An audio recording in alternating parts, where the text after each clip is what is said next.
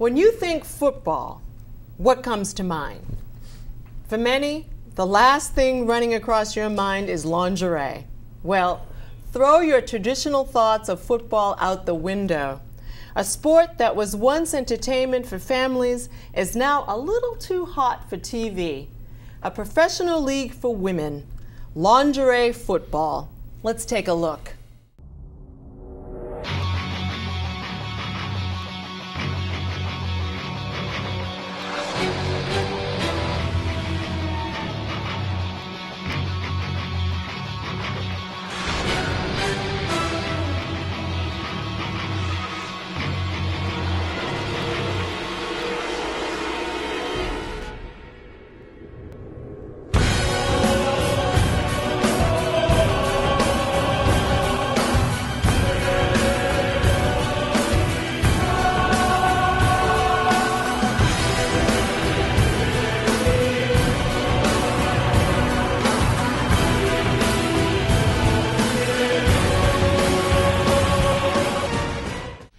Now, everyone knows that sex sells, but a woman bent over hiking a ball in boy shorts is lewd.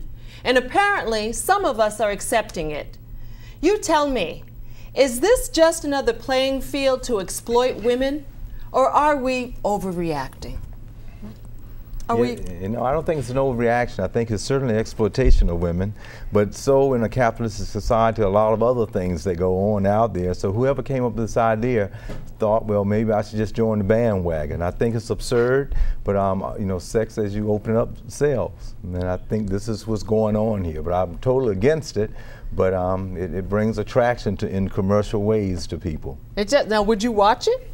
No, I don't think I would buy a ticket for it. Okay, all right. Now, I actually think it's quite interesting. I played football in undergrad, and we weren't in lingerie, but and it was flag, but we were quite violent, and I think I commend these women, honestly. They play football, and there's just not a place really for women to do that professionally, and it is in lingerie, which gets people in the door, but they are playing football. But do they have to play it in their underwear? I don't think they have to play it in their underwear, but to be perfectly honest, are people going to watch if they're not playing it in their underwear? I don't know. I don't think they would. I can tell you not a whole lot of people showed up to my games.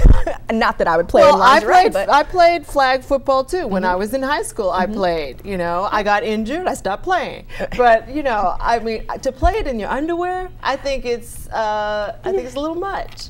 I agree. I think the lingerie is a bit much. Yeah. I think what we have done is continue to move the line that we've drawn in the sand about what's acceptable in our society. And we move the line because we're profit driven.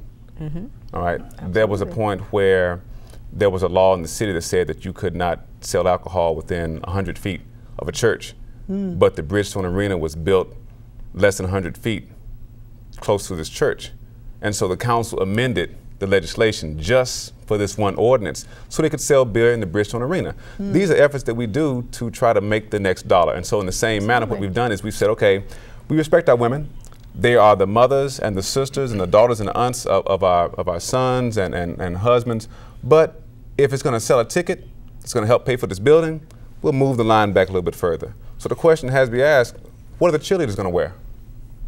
Ooh, I don't know. Yeah, that's a good question. That is a good question. Yeah. Because this whole idea of lingerie football came out of what is known as the Lingerie Bowl. It started in 2004, and it was the halftime entertainment at the Super Bowl. Because while we're at home watching all those high-priced commercials, people that are actually sitting in the domes, you're not necessarily interested in those commercials. So they started in 2004 with this lingerie bowl, and it caught on. Sure. Yeah. You know, actually, Mitch Montanza, he's the one that started it. He created a women's 7-on-7 tackle football league in 2009 during the worst economic time since the Great Depression. Montanza launched 10 franchise teams: the Chicago Bliss, Miami Caliente, New York Majesty, Philadelphia Passion, Tampa Breeze, Dallas Desire, Denver Dream, Los Angeles Temptation, San Diego Seduction, and Seattle Mist. Despite the controversy surrounding this lingerie league, Nashville has decided to jump on the bandwagon. How do you think that this is going to impact Nashville?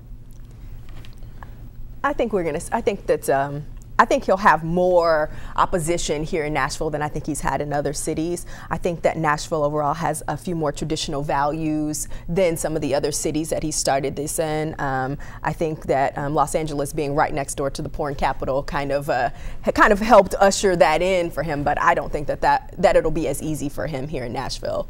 I think he'll have a lot of problems, a lot of opposition. This is the Bible Belt. Absolutely. This is the buckle. But this is also the place where the State Department of Revenue allows you to buy tax stamps for illegal drugs you're going to sell, and as long as you pay tax on the drugs, you don't have to give up your money if you're arrested. Little known fact here in the state of Tennessee. So even though in the Bible Belt we're not legalizing drugs, but we're legalizing the money you get from the drug sale as long as you pay your sales tax on it. Yeah, but look how long it took us to actually get the lotto here. You know, people did not want gambling here. I mean, it was public, it was open, and it was supposed to benefit education. They fought for years and years to keep us from having But I think that opposition was mainly based upon the illegal gambling sites that did not want to lose money once gambling became legal, more so than the conception of gambling is wrong. Right. So, you know, and we deal with these issues of what is right and what is wrong, and when we have states and cities that are having budget deficits, when you're talking about if this Nashville lingerie team is projected to bring in maybe $10 million infusion to the city, I think that we may be hard pressed to say no to it. Well, money is the bottom line. Look, we're out of time for Hot Topics. I'd like to thank you for coming and being with us today.